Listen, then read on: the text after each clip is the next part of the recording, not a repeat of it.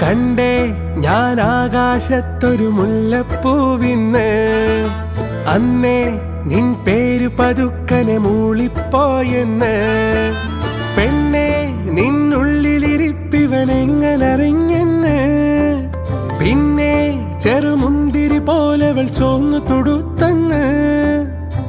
കിനാവിന്റെ കാന്താരിപ്പൂ എരിഞ്ഞേറാണ് കണ്ടേ ഞാൻ ആകാശത്തൊരു മുല്ലപ്പൂവിന്ന് അന്നേ നിൻ പേര് പതുക്കനെ മൂളിപ്പോയെന്ന്